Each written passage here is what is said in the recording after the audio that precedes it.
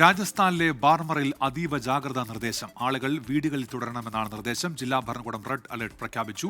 അനിൽ വാസുദേവ് ഉണ്ട് ഇപ്പോൾ വിശദാംശങ്ങളുമായി രാജസ്ഥാനിൽ നിന്ന്. അനിൽ, ഈ ജാഗ്രതാ നിർദ്ദേശം ഇപ്പോഴും നിലനിൽക്കുന്നുണ്ടോ? എന്താണ് ജില്ലാ കളക്ടർ വ്യക്തമാക്കിയിരിക്കുന്ന കാര്യങ്ങൾ? തീർച്ചയായും ഉന്മേഷ്, ഇപ്പോഴും ആ ജാഗ്രതാ നിർദ്ദേശം അങ്ങനെ തന്നെ തുടരുകയാണ്. കാരണം വൈകുന്നേരം ഒരു 9 മണിക്ക് ശേഷമാണ് ഇവിടെ ഒരു ഡ്രോൺ സാന്നിധ്യം കണ്ടതായിട്ടുള്ള അദ്ദേഹത്തിൻ്റെ ഒരു ട്വീറ്റ് വരുന്നത്. ഇത് സംബന്ധിച്ച ഒരു അറിയിപ്പ് വരുന്നത്. എല്ലാവരും വീടുകളിൽ തന്നെ തുടരണം, ഒരു കാരണവശാലും പുറത്തിറങ്ങരുത് എന്ന് അറിയിച്ചു. അത് പിന്നാലെ തന്നെ പോലീസിൻ്റെ ഭാഗത്തു നിന്നും ജില്ലാ ഭരണകൂടത്തിൻ്റെ ഭാഗത്തു നിന്നും റെഡ് അലേർട്ട് പ്രഖ്യാപിച്ചുകൊണ്ടുള്ള ഒരു അറിയിപ്പ് കൂടി വന്നു.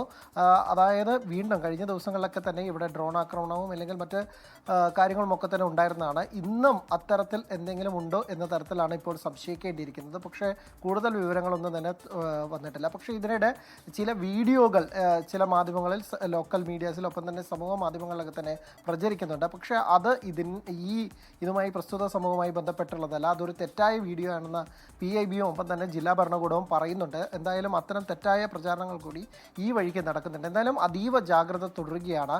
ഇന്ന് ജയ്സാൽമീറിലും, നമ്മളിപ്പോൾ ഉള്ളത് ജയ്സാൽമീറിലാണ്. ജയ്സാൽമീറിലും ഒപ്പം തന്നെ ഈ പ്രശ്നം നടന്ന ബാർമീർ, അവിടെയും ഒക്കെ തന്നെ ബ്ലാക്ക് ഔട്ട് തുടരുകയാണ്. നാളെ രാവിലെ 6 മണി വരെയാണ് ഈ ബ്ലാക്ക് ഔട്ട് ഉണ്ടാവുക.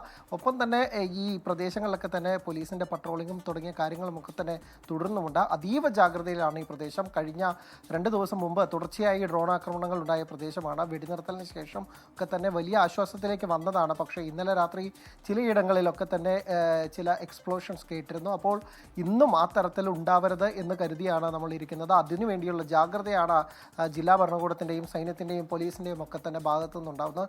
എന്തായാലും ഈ രാത്രി അതൊന്ന് നല്ല രീതിയിൽ കഴിഞ്ഞുകൂടട്ടെ എന്നാണ് എല്ലാവരും പ്രാർത്ഥിക്കുന്നത്, ആഗ്രഹിക്കുന്നത്. കാരണം അങ്ങേയറ്റത്തെ ആശങ്കയിലൂടെയാണ് ആളുകൾ കടന്നു പോകുന്നത്. ഒരു വിധത്തിൽ ഇന്ന് ബ്ലാക്ക് ഔട്ട് പിൻവലിച്ചപ്പോൾ തന്നെ ഒരുവിധം ആളുകൾ തെരുവിലേക്കൊക്കെ ഇറങ്ങി അവരുടെ ജോലിക്കും അല്ലെങ്കിൽ കടകളൊക്കെ തുറന്ന് അങ്ങനെ സാധാരണ ജീവിതത്തിലേക്ക് പോകുന്ന ഘട്ടത്തിലാണ് ഇപ്പോൾ ഇന്ന് രാത്രി വീണ്ടും ഇത്തരത്തിലൊരു ആശങ്കപ്പെടുത്തുന്ന വാർത്ത വരുന്നത്.